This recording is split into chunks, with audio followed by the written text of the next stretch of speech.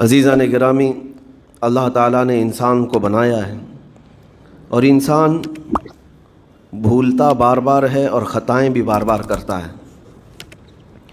خطا کرنے والا اور بھول جانے والا اللہ کی بارگاہ میں ایسا نہیں ہے کہ وہ ہمیشہ کے لیے ناکارہ ہے، بلکہ اللہ تعالیٰ نے اسے زندگی میں بار بار موقع دیے ہیں کہ تو اپنی خطاؤں سے اور اپنی بھول سے پھر سے دوبارہ اپنی اچھی زندگی میں آ جا، اور اسی کو ہم توبہ کہتے ہیں۔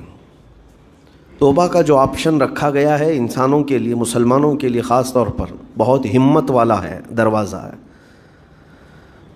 بہت ہمت والا دروازہ ہے۔ اور اسی وجہ سے حدیث پاک میں یہ ہے کہ گناہ کرتا ہے بندہ، پھر توبہ کرتا ہے، پھر گناہ کرتا ہے، پھر توبہ کرتا ہے، یہ کرتا رہتا ہے۔ فرشتے اللہ کی بارگاہ میں عرض کرتے ہیں کہ مولا یہ تو بار بار وہی کرتا ہے، پھر توبہ کرتا ہے۔ اگر ہمارے ساتھ کوئی غلطی ایک بار دو بار کر دے، تیسری بار تو ہم اسے چھوڑیں گے بھی نہیں۔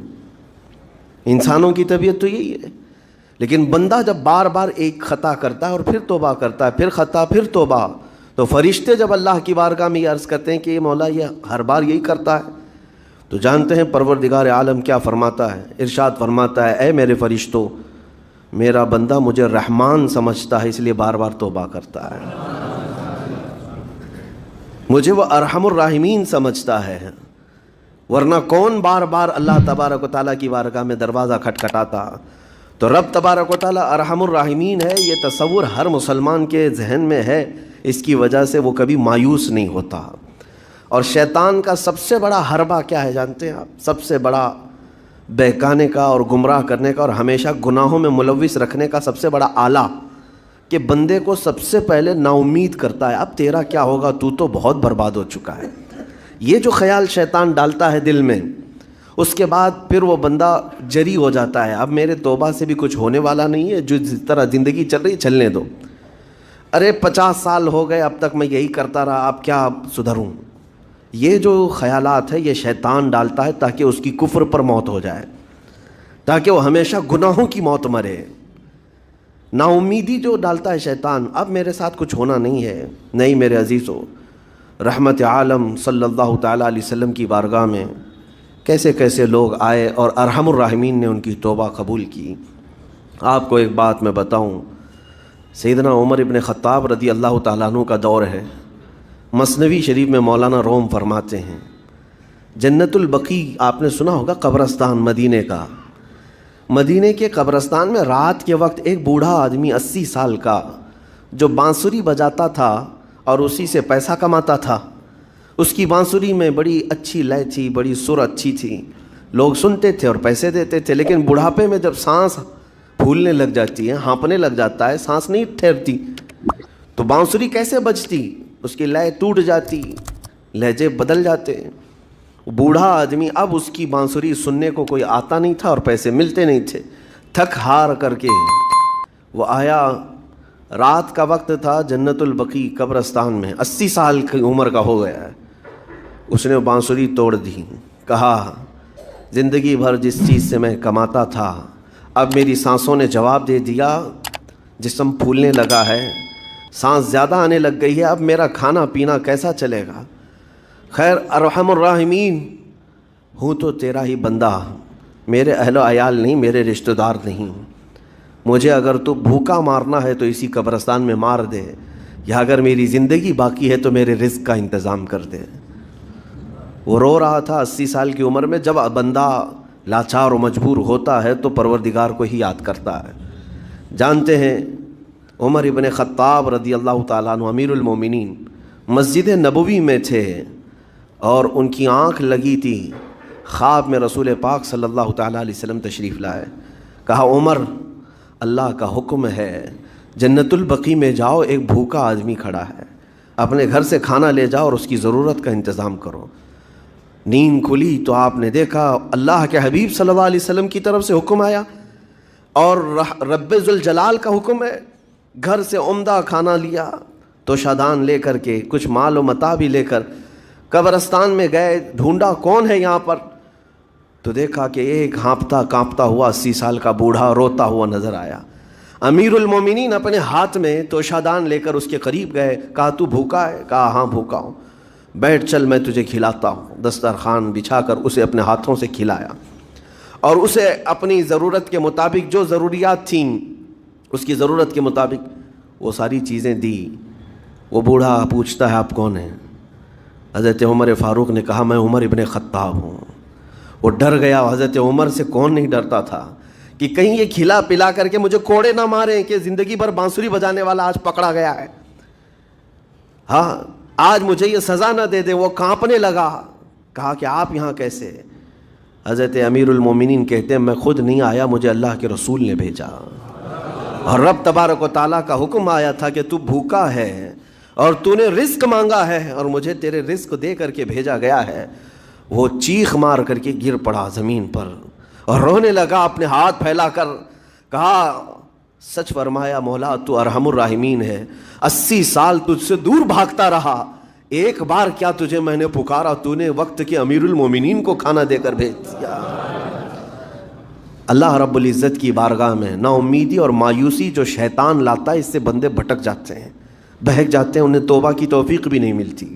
اسی لیے میرا مولا فرماتا انا عند ظنی عبدی بی. رب تعالیٰ فرماتا میرا بندہ میرے بارے میں جیسا گمان کرتا ہے میں اس کے ساتھ ویسا سلوک کرتا ہوں. تم کیا گمان کرتے ہو؟ وہ سخت پکڑ کرے گا, ابھی مار ڈالے گا. وہ غفار ہے, قہار ہے, جبار ہے, لیکن ساتھ میں وہ ستار بھی ہے, وہ رحمان بھی ہے, رحیم بھی ہے. اگر رب تبارک و تعالیٰ ہر چیز پر پکڑ کرتا تو ہمارا تو جینا ہی نہیں تھا. یہاں پر اتنے گناہ ہو چکے. اور وہ رب تعالیٰ فرماتا وسعت رحمتی کل شیء, میری رحمت نے ہر چیز کو گھیر رکھا ہے. اللہ رب العزت بندوں کو معاف کرنے کا اظہار زیادہ فرماتا ہے.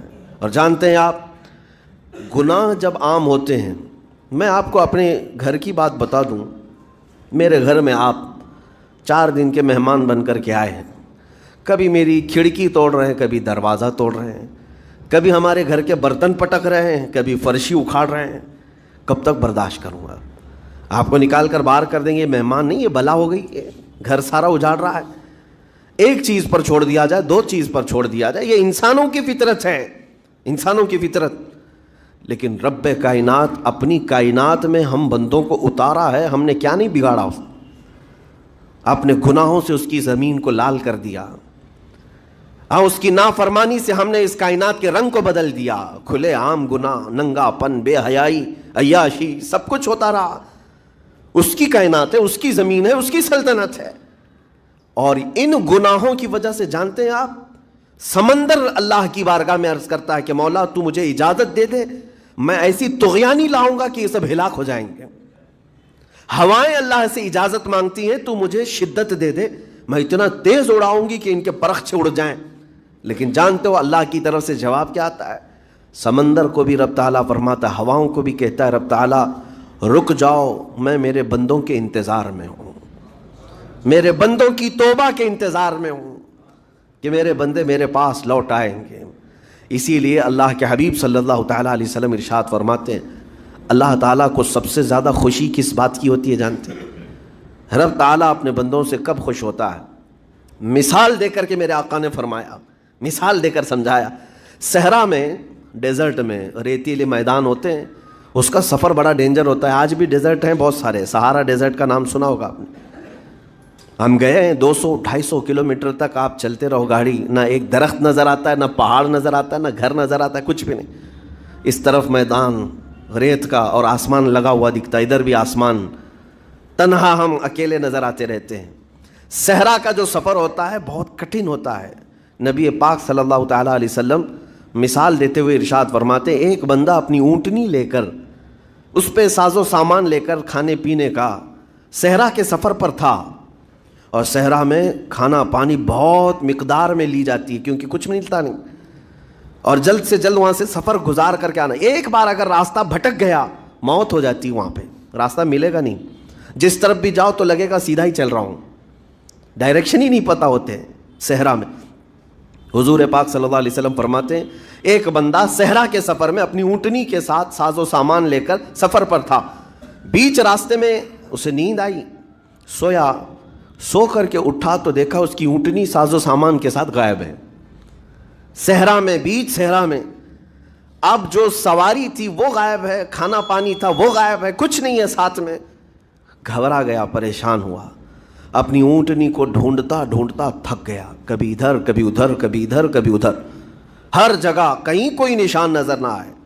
اور جب سواری نہیں ہے تو اب کئی 100 کلومیٹر کا بغیر کھانے پینے کے کیسے سفر کرتا؟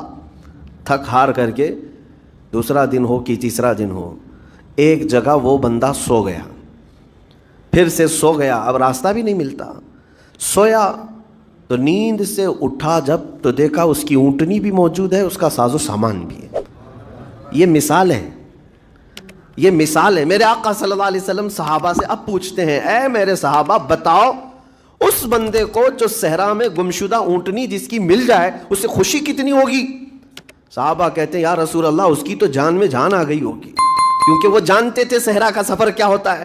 کہا سب سے زیادہ اسے خوشی ہوگی کہ اس کا کھویا ہوا سامان مل گیا، کھوئی ہوئی سواری مل گئی۔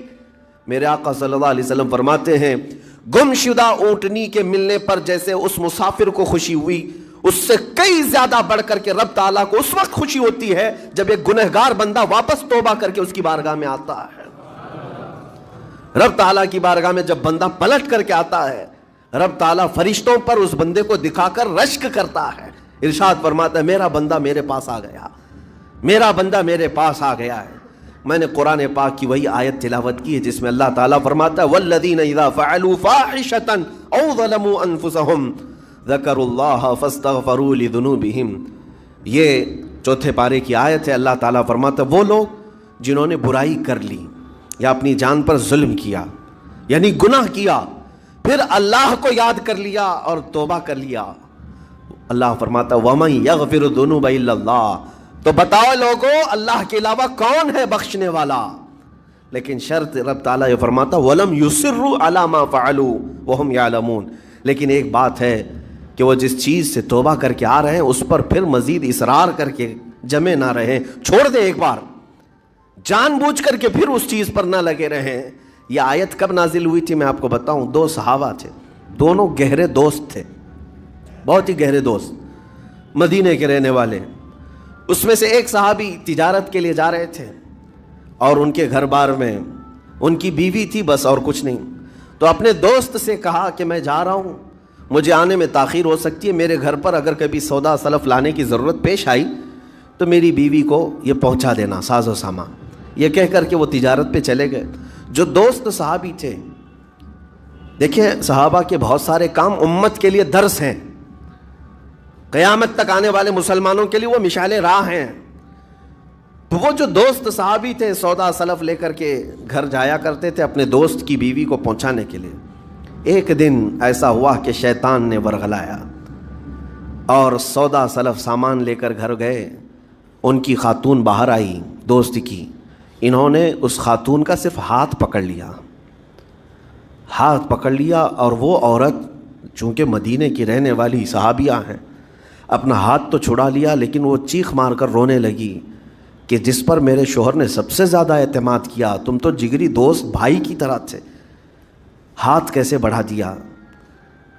تو اس صحابی کو فوراً احساس ہو گیا کہ میں بہت بڑی خطا کر گیا، میرے بھائی اور میرے دوست کی امانت میں نے خیانت کر دیا، اس نے مجھ پر بھروسہ کیا تھا اور اس کی بیوی کا میں نے ہاتھ پکڑ لیا۔ بس اتنی سی بات تھی، وہ خاتون بھی رونے لگ گئی کہ میرے ساتھ کیا ہوا، یہ صحابی بھی رونے لگ گئے، احساس فوراً ہو گیا کہ میں نے غلط کیا ہے، سودا سلف لانے کے وقت مجھ سے غلطی ہو گئی، خطا ہو گئی۔ اب اس خطا کی وجہ سے وہ کرتے کیا، ان کو تو ڈر یہ تھا کہ میں اپنے دوست کو منہ دکھانے کے بھی قابل نہیں اور نہ ہی میں یہ چیز کسی کے سامنے ذکر کر سکتا ہوں، کیا کروں؟ تو مدینہ چھوڑ کر کے چلے گئے پہاڑیوں میں، اور بغیر کھانا پانی سب کچھ بھی نہیں تھا، پہاڑیوں کے بیچوں بیچ رہنے لگے اور صرف روتے تھے اور گر جاتے تھے، اور کمزوری آ گئی جسم میں، اٹھنے پھرنے کی بھی طاقت نہیں تھی۔ اب وہ دوست ان کے صحابی تجارت سے واپس آئے، گھر میں آتے ہی ان کی خاتون نے بتا دیا کیا معاملہ پیش آیا۔ وہ بہت جلال میں آئے اور کہا کہ میرا دل ٹوٹ گیا، آج میری کمر ٹوٹ گئی، جس کے ساتھ ہم نے پوری زندگی بتائی، آج اس نے میری عورت کے ساتھ ایسا کیسے کیا؟ بہرحال انسان ہے، خطا ہوتی ہے، انسان ہے، بھولنا اور خطا کرنا اس کی عادت ہے۔ اب ان کو دل میں تو بہت تکلیف ہوئی، کروں کیا؟ لیکن وہ صحابی تھے، انہوں نے کہا یہ معاملہ سیدھے حضور پاک کی بارگاہ میں رکھتا ہوں۔ کہا کہ میں سزا دوں گا یا پھر جو ہے ان کے لیے جو قرار واقعی چیز ہوگی وہ دلا کر رہوں گا۔ بارگاہ مصطفیٰ صلی اللہ تعالیٰ علیہ وسلم میں تشریف لائے، عرض کیا کہ آقا ایسا ایسا ہو گیا، میرے معتمد ساتھی نے میرے گھر میں ایسا معاملہ کر دیا۔ نبی پاک صلی اللہ تعالیٰ علیہ وسلم غمگین ہو گئے کہ ان دونوں کے درمیان ایسا کیسے ہو گیا۔ پھر تھوڑی دیر کے بعد رحمت عالم صلی اللہ علیہ وسلم جو غیب داں نبی ہیں، ہر چیز کو جانتے بلکہ اپنے امتیوں کے احوال سے باخبر رسول ہیں، نبی پاک صلی اللہ تعالیٰ علیہ وسلم اپنے اس غریب صحابی کے حالات معلوم کیے۔ پتہ چلا کہ وہ تو گھر بھی چھوڑ دیا، مدینے بھی چھوڑ دیا، پہاڑیوں میں جا کر کے پناہ لے کر کے اکیلا تنہا رہ رہا ہے۔ اللہ کے نبی صلی اللہ تعالیٰ علیہ وسلم اپنے اس غریب امتی صحابی کے حالات معلوم کرنے کے بعد اللہ کریم کی بارگاہ میں عرض کرتے ہیں کہ مولا تو فیصلہ سنا دے۔ اللہ تعالیٰ نے آیت نازل فرمائی، جو آیت میں نے آج آپ کے سامنے تلاوت کیا۔ اللہ تعالیٰ فرماتا ہے والذین اذا فعلوا فاحشۃ او ظلموا انفسهم، جن لوگوں نے گناہ کر لیا یا اپنی جان پر ظلم کیا ہے، پھر ذکروا اللہ فاستغفروا لذنوبہم، اللہ کو پھر جلدی یاد کر لیا اور توبہ کر لیا۔ رب تعالیٰ فرماتا ومن یغفر الذنوب الا اللہ، محبوب بتاؤ اللہ کے سوا کون ہے گناہوں کی بخشش کرنے والا؟ اللہ تعالیٰ ان کے گناہوں کو معاف کر دیتا ہے جو فوراً اپنے گناہ کے بعد یاد کر لیتے ہیں کہ مجھ سے خطا ہوئی ہے۔ رسول کریم صلی اللہ تعالیٰ علیہ وسلم نے اس صحابی کو بتایا تیرے بھائی سے بھول ہوئی، خطا ہوئی، لیکن رحمان نے اس کی بخشش کا مژدہ قرآن میں سنا دیا کہ وہ باز آ گیا اور توبہ کر رہا ہے، لہٰذا تیرے لیے بھی یہ زیب نہیں دیتا کہ تو اب کوئی انتقام لے، تو اپنے دل سے معاف کر۔ یہ صحابی تھے، اللہ کے نبی صلی اللہ علیہ وسلم کے پروردہ تھے، نفسانیت اور خواہشات کے نہیں۔ یہ فوراً گئے اور اپنے اس جگری دوست کو، اپنے اس بھائی کو ڈھونڈتے ہوئے پہاڑیوں کے بیچوں بیچ جا کر کے دیکھا، ان کی حالت بہت خستہ تھی، کمزور ہو گئے تھے اور روتے روتے اتنا تھک گئے تھے، نہ کھانا ہے نہ پانی ہے، بس یہ کہ ان سے خطا کیا ہوئی تھی، اپنے دوست کی عورت کا ہاتھ پکڑ لیا تھا، بس میرے عزیزو اس سے بڑا نہیں۔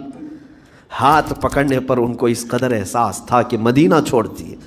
لوگ یہاں پورے کے پورے گناہ میں ڈوب جاتے ہیں، زنا میں ڈوبتے ہیں، انہیں احساس تک نہیں۔ یہ صحابی گئے اور جیسے ہی یہ گئے تو وہ ہوش میں آئے اور رونے لگے کہ میرا بھائی آ گیا اور اب شاید یہ انتقام لے گا، بدلہ لے گا، مجھے مار ڈالے گا، کیونکہ میں نے اس کا اعتماد توڑا، اس کا بھروسہ ختم کیا۔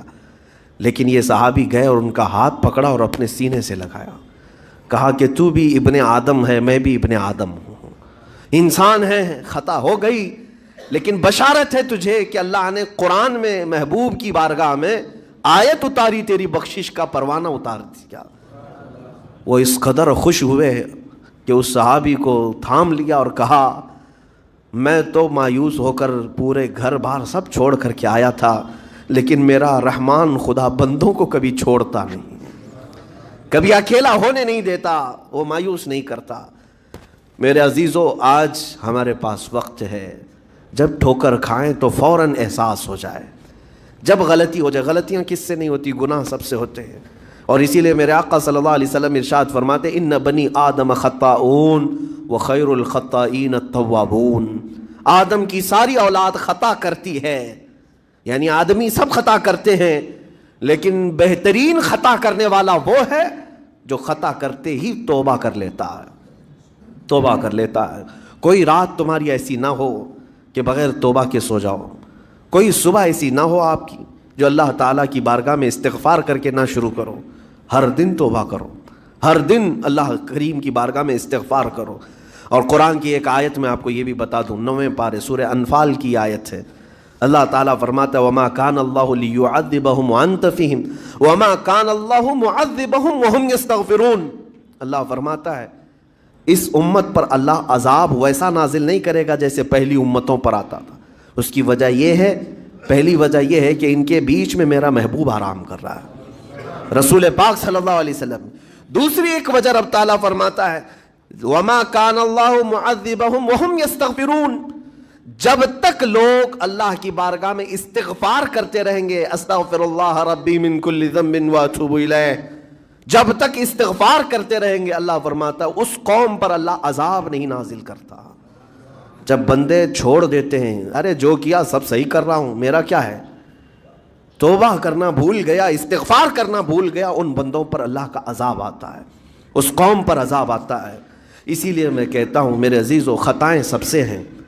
ہمارے دامن کے اندر کیا کیا ہے وہ ہمیں معلوم ہے, ہمارے پروردگار کو. بہت سارے راز ایسے ہیں جو اس نے چھپا رکھا ہے, بندوں کے اوپر پردہ ڈال رکھا ہے. اتنی باتیں کہ اگر وہ پردہ اٹھا دے تو لوگ رشتہ داروں کے سامنے بیٹھنے کے بھی قابل نہیں رہیں گے. ماں باپ دیکھ کر گھبرا جائیں گے اور اپنے گھر سے دور کر دیں.